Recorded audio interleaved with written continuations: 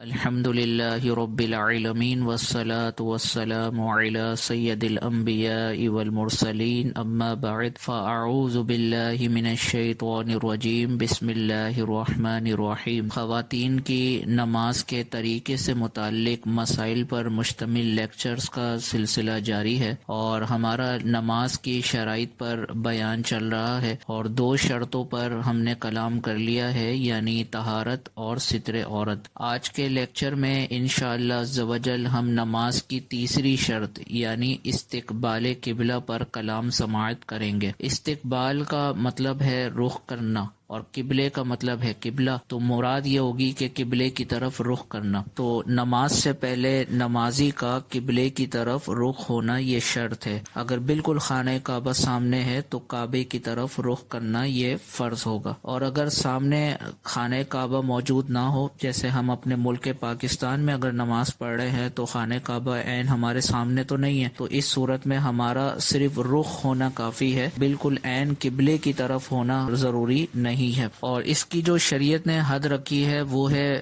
دائیں طرف 45 ڈگری اور بائیں طرف 45 ڈگری، یعنی 90 ڈگری کے اندر اندر اگر ہمارا چہرہ ہوتا ہے تو استقبال قبلہ کی شرط پر عمل ہو جائے گا۔ 90 ڈگری کا مسئلہ اس طرح سمجھیں کہ آپ کمرے کے بالکل درمیان میں کھڑے ہو اور اس کی 3 جہتیں بنیں گی، ایک بالکل سامنے کی طرف، ایک دائیں طرف اور ایک بائیں طرف۔ دائیں طرف سے مراد کمرے کے دائیں طرف کا کونا اور بائیں طرف سے مراد کمرے کے بائیں طرف کا کونا۔ تو اب دائیں اور بائیں کے درمیان جتنا ایریا ہے یہ 90 ڈگری کا ایریا کہلاتا ہے۔ اس 90 ڈگری کے ایریا کے اندر اندر رہتے ہوئے اگر آپ کا چہرہ رہتا ہے اور آپ نماز ادا کر لیتے ہیں تو یہ قبلے کی طرف رخ کرنا ہی کہلائے گا۔ تو چونکہ خانہ کعبہ ہمارے سامنے موجود نہیں ہے تو بالکل عین کعبہ کی طرف ہمارا رخ ہونا یہ لازم نہیں ہے، بلکہ 90 ڈگری کے اندر اندر ہمارا چہرہ اگر ہوتا ہے تو یہ استقبال قبلہ پر عمل کہلائے گا۔ دوسرا یہ یاد رکھیں کہ اگر کسی ایسی جگہ پر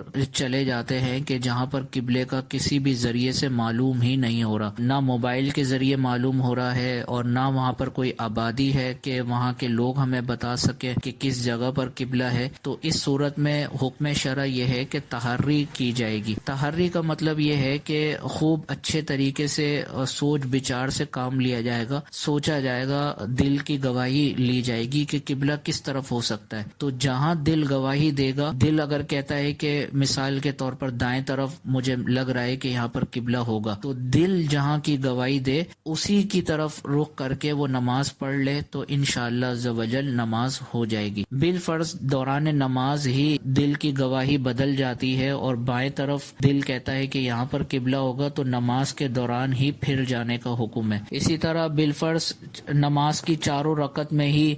دل مختلف گواہیاں دے رہا ہے کہ اس طرف ہوگا قبلہ، تو جہاں جہاں دل گواہی دیتا رہے گا اسی طرف رخ کر کے نماز کی ہی حالت میں پھر کر نماز پڑھی جائے گی۔ تو خلاصہ یہ ہوا کہ جہاں پر کسی بھی ذریعے سے قبلے کا تعین نہیں ہو پا رہا ہے، یہ معلوم نہیں ہو پا رہا ہے کہ قبلہ کس طرف ہے، تو اب سوچ بچار سے کام لیں گے، جہاں پر غالب گمان ہوگا، دل جہاں کی گواہی دے گا اسی طرف رخ کر کے نماز پڑھ لیں گے تو انشاءاللہ عز و جل نماز ہو جائے گی۔ اس کے بعد اگلا مسئلہ یاد رکھیں کہ اگر جان بوجھ کر قبلے کی طرف سے سینہ پھیر دیا، یعنی 90 ڈگری سے باہر کی طرف سینہ پھیر دیا، تو اس صورت میں نماز ٹوٹ جائے گی۔ اس کے بعد اگلا مسئلہ سواری پر نماز پڑھنے سے متعلق ہے۔ سواری دیکھیں 2 طرح کی ہوتی ہے، ایک سواری تو وہ ہے کہ جس کو روکنا ہمارے اختیار میں ہوتا ہے، یعنی ہم اپنی گاڑی کے اندر سفر کر رہے ہیں تو اب ہمارے پاس اختیار ہے کہ ہم اس گاڑی کو کسی بھی جگہ پہ روک کے اور گاڑی سے اتر کر نماز پڑھ سکتے ہیں۔ تو اب اس صورت میں یہ لازم ہوگا کہ جیسے ہی نماز کا وقت ہو جائے تو گاڑی کو روک کر زمین پر اتر کر قبلہ رخ ہو کر نماز پڑھی جائے۔ تو یہ اس گاڑی کا حکم ہے کہ جس کو روکنا ہماری قدرت و اختیار میں ہے۔ اور دوسری صورت یہ ہے کہ اگر ہم کسی ایسی سواری پر ہیں کہ جس کو روکنا ہماری قدرت میں نہیں ہے، جیسے جو بسیز وغیرہ ہوتی ہیں ٹرانسپورٹ کی کہ جو ایک شہر سے دوسرے شہر جا رہی ہوتی ہیں، یا اسی طرح ٹرین کے اندر موجود ہیں، یا اسی طرح جہاز میں موجود ہیں۔ تو چونکہ ان سواریوں کو روکنا ہمارے قدرت و اختیار میں نہیں ہے، تو ان سواریوں میں نماز پڑھنے کا حکم یہ ہوگا کہ اگر ان سواریوں میں قبلے کی طرف رخ کر کے اور کھڑے ہو کر نماز پڑھنا پاسبل ہے تو اب کھڑے ہو کر اور قبلہ رخ ہو کر نماز پڑھنا لازم ہوگا، اور اگر بالفرض ایسا ہے کہ قبلے کی طرف رخ کرنا پاسبل نہیں ہے اور اسی طرح کھڑے ہو کر نماز پڑھنا بھی پاسبل نہیں ہے، تو اب حکم شرع یہ ہوگا کہ جس رخ کی طرف بھی یہ سواری جا رہی ہو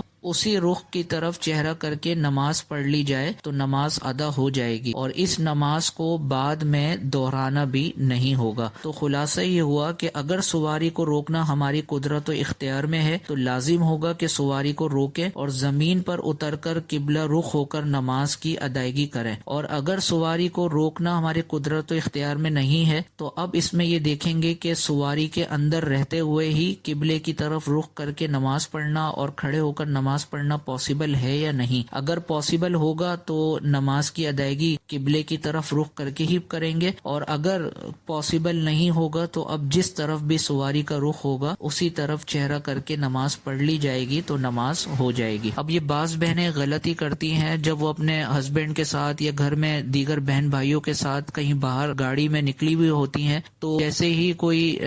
جگہ آتی ہے تو گاڑی کو روک کر اس میں نماز پڑھ رہی ہوتی ہیں یا چلتی ہوئی گاڑی میں نماز پڑھ رہی ہوتی ہیں۔ تو جیسا کہ ہم نے ابھی پڑھا کہ جب گاڑی کو روکنا ہماری قدرت میں ہو تو اب چلتی ہوئی گاڑی میں نماز پڑھنے کی اجازت نہیں ہوگی، اور اسی طرح گاڑی کو روک کر بھی گاڑی کے اندر پڑھنے کی اجازت نہیں ہوگی، کیونکہ اگر آپ نے قبلے کی طرف رخ کر بھی لیا تب بھی قیام کا فرض تو یہاں پر ساقط ہوگا، کیونکہ اگر کار ہے تو اس میں کھڑے ہو کر نماز تو نہیں پڑھی جا سکتی۔ تو اب خواتین اگر بیٹھ کر ہی کار کے اندر نماز پڑھیں گی تو اس سے قیام کا فرض رہ جائے گا، اور جب فرض رہ جائے تو نماز ہی ادا نہیں ہوتی ہے۔ تو اس لیے بہنوں پر لازم ہے کہ اگر وہ کسی جگہ پر نکلیں اور گاڑی کے اندر موجود ہوں اور گاڑی بھی روکنے پر قدرت ہو تو اب گاڑی سے اتر کر نماز کی ادائیگی لازم ہے۔ اگر گاڑی کے اندر بیٹھے بیٹھے نماز ادا کی تو اس طرح نماز نہیں ہوگی۔ اور ستر عورت سے متعلق آخری مسئلہ یہ ہے کہ اگر کسی بہن نے ایسی قمیض پہنی ہوئی ہے کہ جس کے آدھے آستین ہیں لیکن اوپر چادر اتنی بڑی اوڑھی ہوئی ہے کہ تکبیر لگانے سے سلام پھیرنے تک بالکل بھی ہاتھوں کا حصہ ظاہر نہیں ہوگا، تو اس صورت میں ہاف سلیوز والی قمیض پہن کر عورت کے لیے نماز پڑھنا بالکل جائز ہوگا۔ اور اسی طریقے سے اگر کوئی لباس اتنا ہلکا ہے کہ جس سے جسم کی رنگت ظاہر ہو رہی ہے اور لیکن اس میں بھی عورت نے اوپر کوئی بڑی موٹی چادر اوڑھی ہوئی ہے کہ جس کی وجہ سے لباس میں سے جسم کا کوئی حصہ ظاہر نہیں ہو رہا ہے، تو اس صورت میں بھی نماز ہو جائے گی۔ تو امید ہے کہ آپ کو یہ مسائل سمجھ میں آ گئے ہوں گے۔ اللہ عز و جل کی بارگاہ میں دعا ہے کہ اللہ عز و جل ان مسائل شرعیہ کو اچھے طریقے سے سمجھنے اور ان کو آگے پھیلانے کی توفیق عطا فرمائے۔ آمین بجاہ النبی الامین صلی اللہ تعالی علیہ وسلم۔